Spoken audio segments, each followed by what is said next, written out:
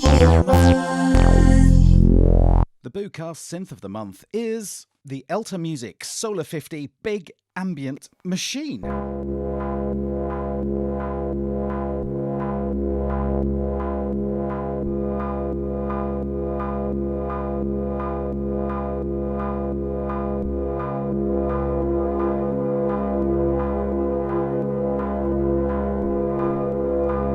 In 2017, Latvian company Elta Music was founded by Arseniy Tokarev and, working with Vladimir Kuzmin, the Soviet-era designer who created the Polyox, Elta Music have released innovative, performance-oriented analog synths with a heavy emphasis on experimentation and ambient drone styles of music.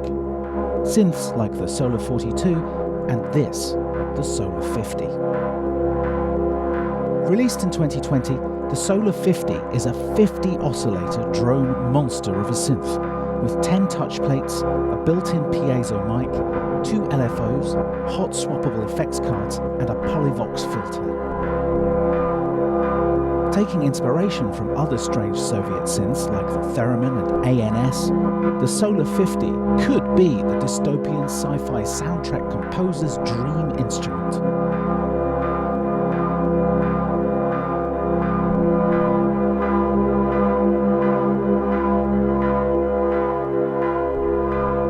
This is a film about my first encounter with the big ambient machine. Here is the Elta Music Solar 50, the big ambient machine, and it's big, it's metal, it's... Okay, so I've been and watched a whole bunch of other videos on this to see if I was missing something. Whoa, that was interesting. What happened there? And the bottom line is, I haven't really missed anything. Here's the headline of this synth is, it's 50 oscillators. And why is that going? There, that's coming through there. 50 oscillators arranged in banks of 5. Let's take bank 1 for a starter. We have 5 individual sawtooth waveforms, and we have buttons along the top to activate them, which lights it up when it's activated, and these banks are triggered by these touch plates. So we go 1, 2, 3, 4, 5, 6, 7, 8, 9, 10. So this is number 1, so that triggers this one to go off. And here we can see that the first sawtooth goes extremely low indeed. Let's just do this.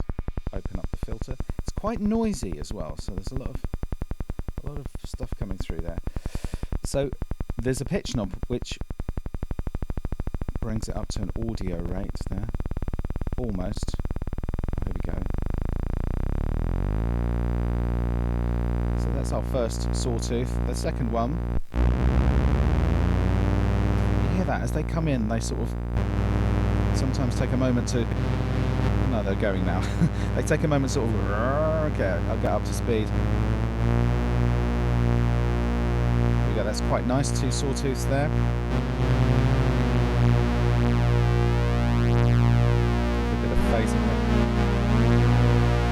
You can see each of these sawtooths are sort of in a different scale from each other, and they get gradually higher. That sounds rather large. So obviously the issue with this is that just to get that sound, I mean, it's 5 individual sawtooths have had to be tuned there, which will have to be done for each bank. So let's go bank 2. There it is. Let's bring them all in.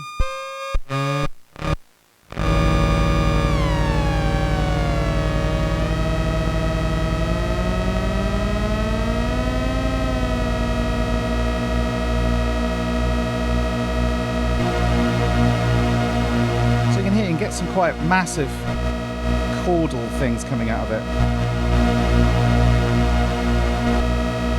Each of these banks has an attack and release envelope, so you can fade them in. Let's turn that one up.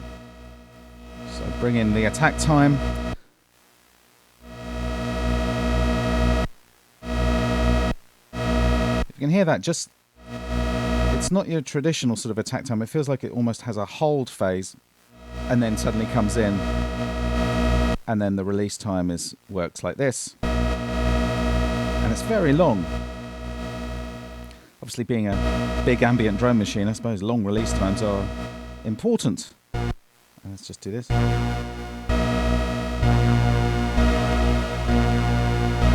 All of these 10 banks of 5 sawtooth oscillators go into this voice mixer. So each of the voices is here. 1, 2, 3, 4, 5, 6, 7, 8, 9, 10 of them. They all go into this main mixer, which gives you the left hand on this knob and the right hand on this knob.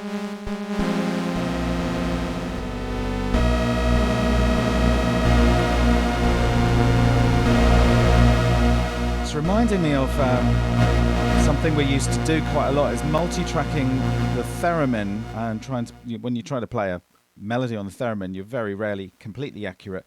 When you build up like more than 6 or 7 of them, you get that very drony, thick Attack of the Killer Wasps type sound. Each of these are identical. There's 5 sawtooths going into an envelope. There's some modulation capability as well on these buttons underneath. I'll just demonstrate that with this one. Whoop, not that one. Yes, there we go. You can't help but notice these strange black spheres here. So this is a light dependent resistor. So as you cover it up, it makes the pitch go down ever so slightly. If I turn the lights off, which I'm not going to do because I have to stand up and I don't like standing up, if you turn them off, the pitch changes a lot. But also watch this, if you disconnect it, disconnecting the I'll just disconnect all of these actually. So there it is without the modulation, and here it is with, and you can hear it's drifted. So the whole thing is it's on the balance between being a completely open, very flexible, breathing, alive instrument and being borderline unpredictable to the extent that it's quite tricky to use in conventional ways. So it has to be used in the way it wants. And similarly, there is no MIDI. There is no way to get this thing to make a sound apart from, external triggers. Though I said there's no CV control or MIDI control, you can obviously sort of CV control these individual modules of 5 oscillators each via an external CV. I'm using the Korg SQ1 with its 2 gate outputs, one going to this module and another one going to this module. Let's just that sound and that sound, and when we hit play we've got a little rhythm going. We've got the infinity sound module going there. Just increase some release time.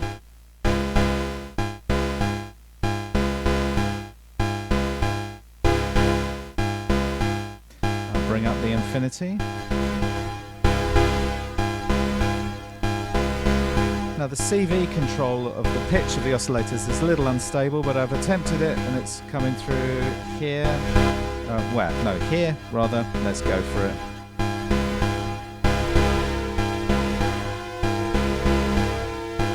This is number 6.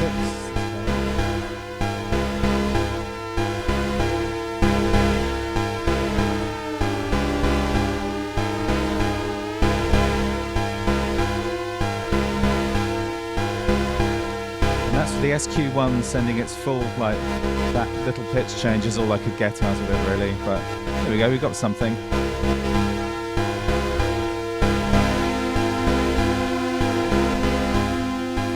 So it's an interesting way of using it. It's basically a standalone, the way I'm using it right now, massive chord machine.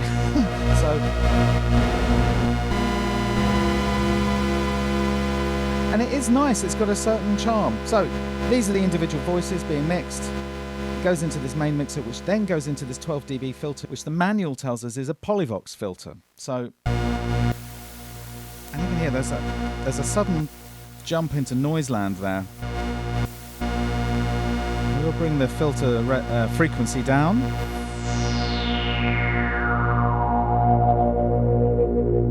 That sounds pretty good.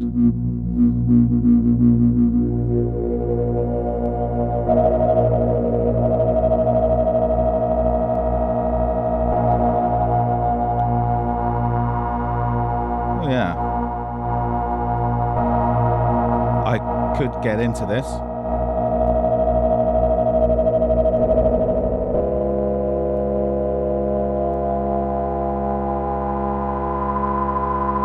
So it really does ring. Let's bring that up past sensible levels and see what happens. Yep. Yeah, that's going to hurt soon. Let me just...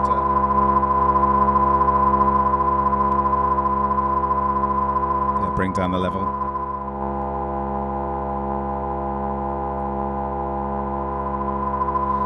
So it's got quite a lovely quality, that filter. I don't know how the veracity of it being a Polyox filter is. I don't know how true that is, but it sounds great. It's very, you can hear that. Rather noisy.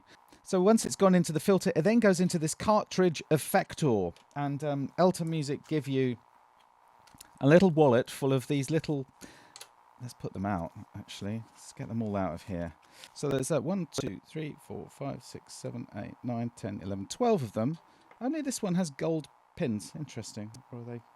Yeah, the rest of them are silver. Who knows why?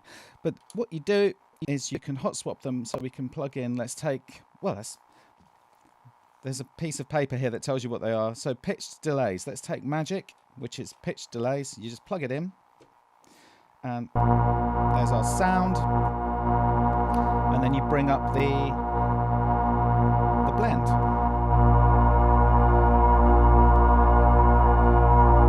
It's mono, unfortunately, and the X, Y, and Z controls basically control the parameters of whatever you've got plugged in to the cartridge effector. And there are... Yeah, there are 3 types. So we've got Magic plugged in. The first one is feedback. Second one's delay. This is pitch.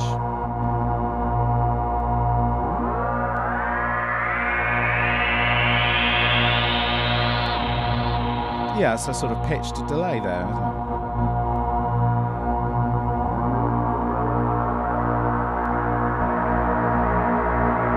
And that's all it is. Sounding pretty cool, isn't it?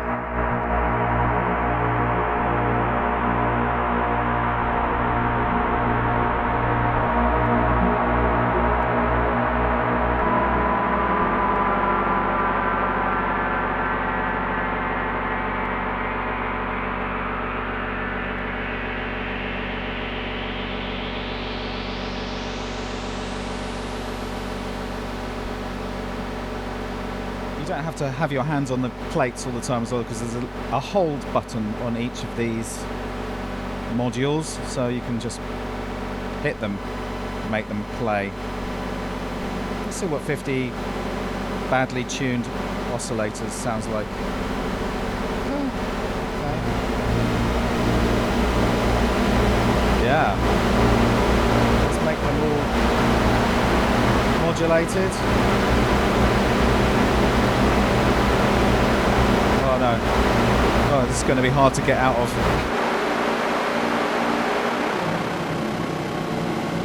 So this is fully wet now on the Magic one.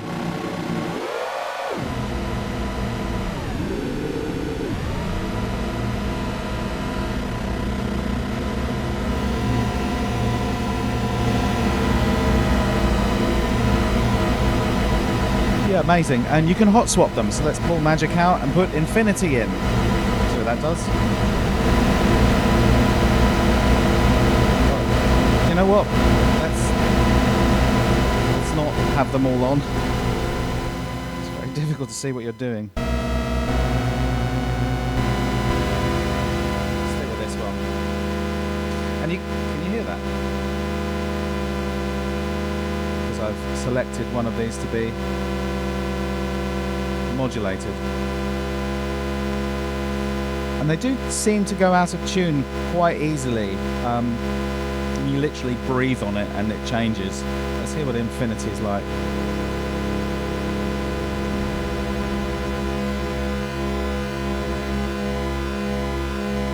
According to the piece of paper, Infinity is big ambient effects. So yeah, program 1 resonance reverb. Okay, let's do that. it's beautiful, and it is a pity. Let's turn that off. It is a bit of a pity that it's not stereo, because a lot of these are quite large. They are quite noisy as well. They're gritty, grainy little things. There's a little chip on the back. Apparently you can reprogram them yourself with a 50 quid unit. Vibrotron. Who knows?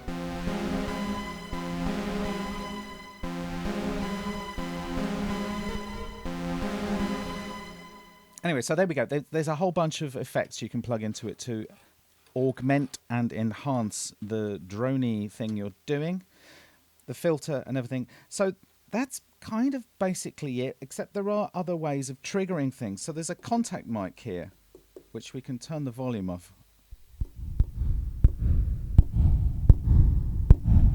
And you can add a bit of extra.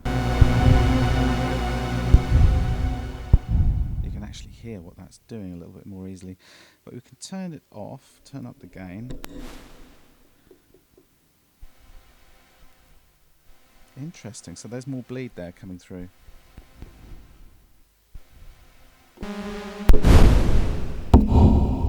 Let's turn that off. Ah, there we go. So, hello? Hello? Hello? It picks up your voice as well. So, of course it would, it's a piezo mic. So there we go. Turn that off. So now we've got a trigger coming through to this envelope follower. We can take the envelope out, and there's an attack and release thing there, and we can plug it into the filter. So let's bring that down. So we've kind of got a... It's not velocity sensitive, but what's happening is as I hit the piece of metal harder, the contact mic's putting a bigger signal into the envelope follower, and that's triggering the filter to open a bit more. So you've got kind of a sort of pretend velocity. See if the attack time.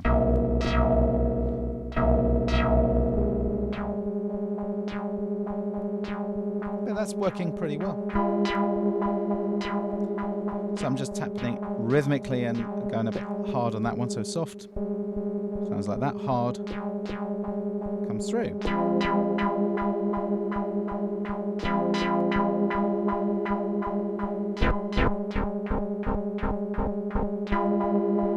Yeah, it's interesting. The sheer trouble of wrangling this many oscillators, which are a little unstable in themselves, is quite odd. And also, let's just look at one. This one. Hello. I'll put it on. So there's our first sawtooth on number 6. Where are we? Yeah. Okay. Bring up. Oh. See, that was a bit odd. It didn't quite work. So I think the switches are a bit uncertain. So open up the filter.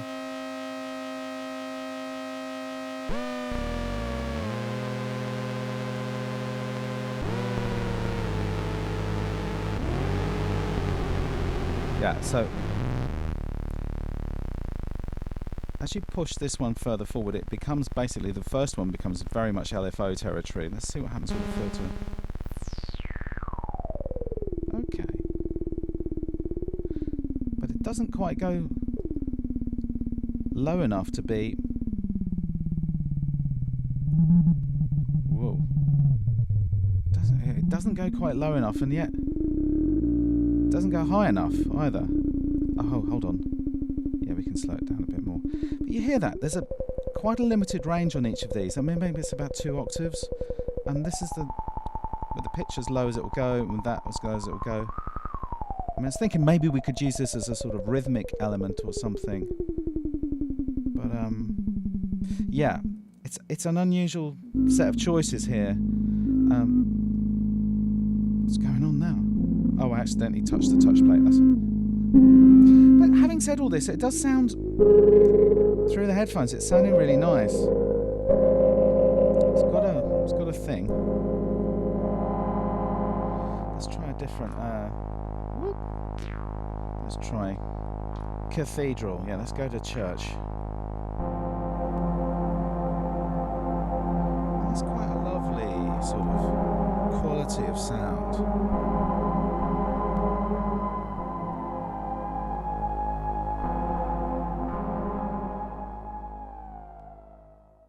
Sawtooth 4 and 5, when you have them at low levels, this is 6.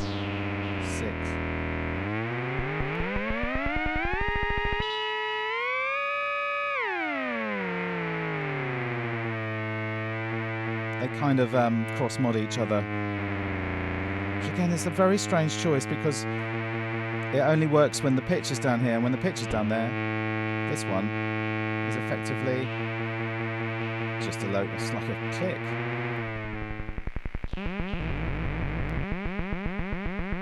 You hear that? Is that modulation? No, there's no modulation happening there. That's the Sawtooth 1 is causing Sawtooth 5 to do that pitch thing just by bringing it in. How strange. Let's bring it up again.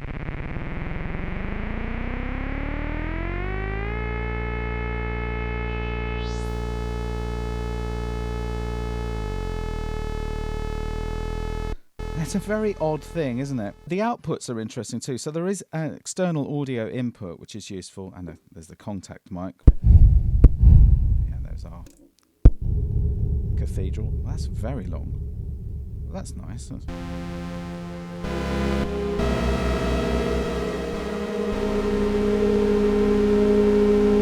It sounds like we got some feedback happening there. That's nice.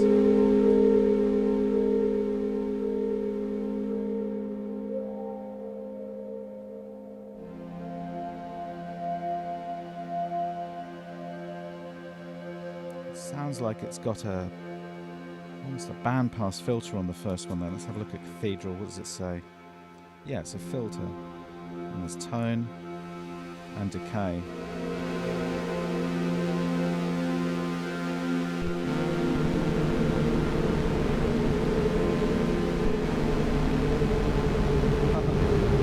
And then he ruins it all.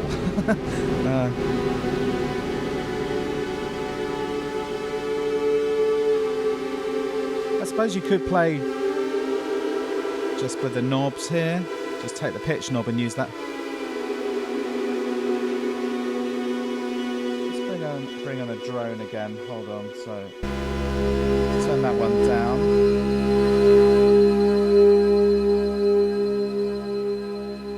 So you got that.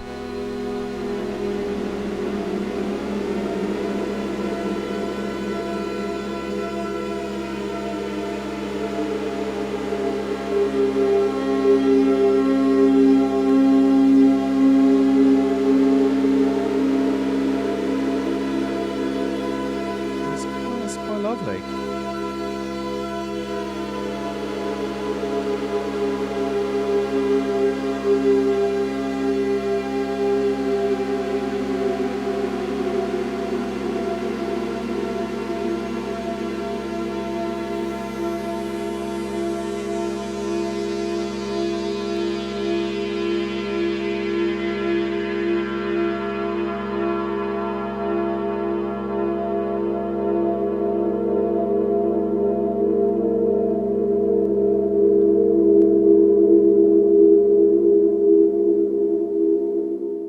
So one more thing about it is there are external audio ins.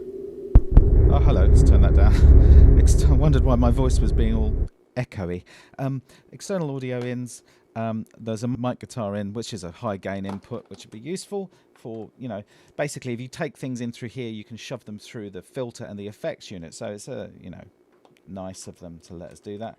There are also dry outputs for left and right. Now I'm just going to plug these in to show you what happens. So it's odd. You plug that in, and now we can hear our right hand, which is now the only one we can hear. The left one's been disconnected, and it's now coming out of the dry left channel. And if I plug the other one in, everything's bypassed now.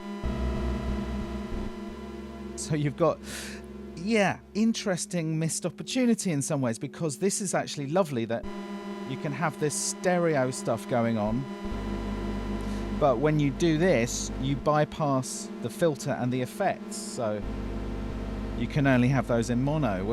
And I guess you'd need a stereo effects section, and probably need 2 filters, one for each channel, but you can hear that. But once they're out in this way, you could obviously process them separately. So let's do that. So there we go. I've now put them through a separate reverb.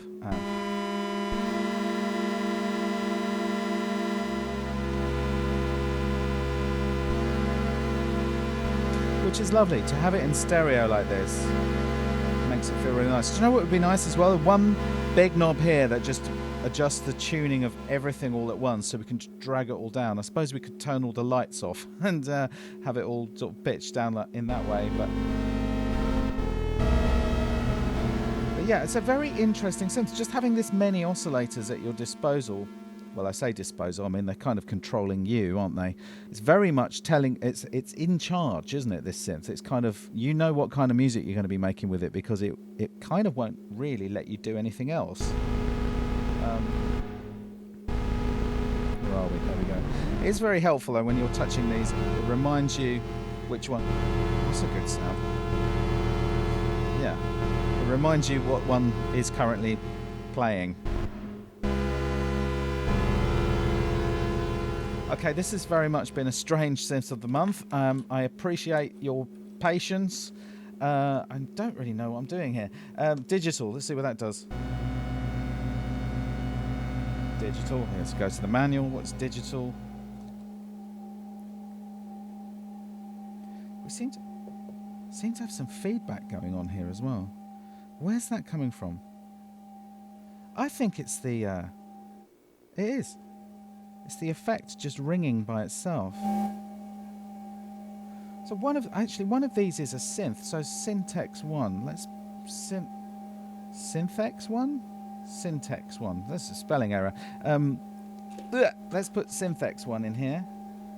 And interesting. So there's a filter there. Interesting. So when these are disconnected, I don't think we can use this Synthex. Let's try it again.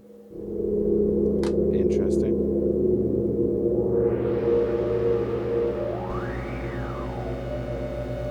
Right, so it puts the sound through. Okay. Crikey.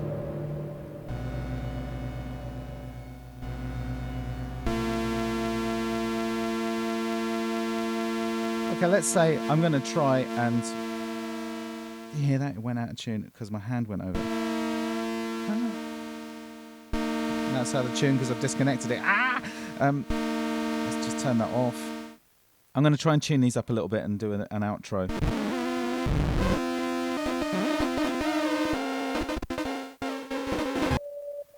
There are 2 LFOs. Let's take the output from one of the LFOs and put it into the CV input of the filter.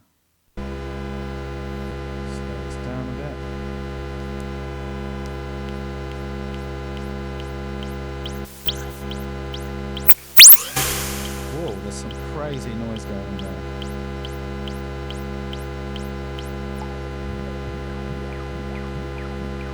Do you know what? Let's take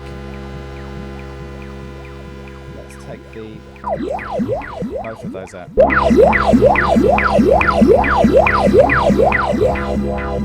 That's better.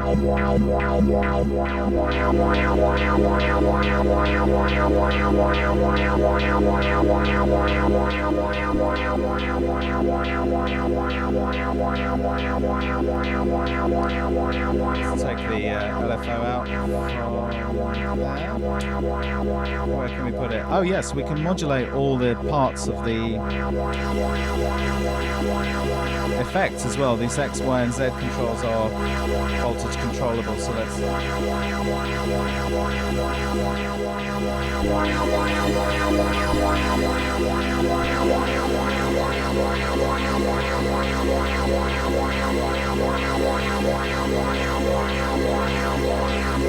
between ramp, or rather triangle, and square.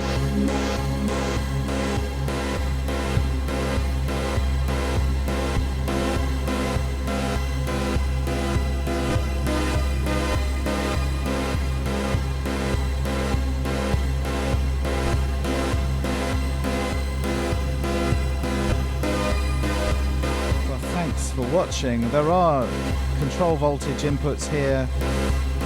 We have gate input as well, so we could trigger each of these from an external sequencer. But again, there's no MIDI, no global CV gate in. It's very much a wide open thing. And as you can hear, it's pretty good at sort of relatively huge stuff.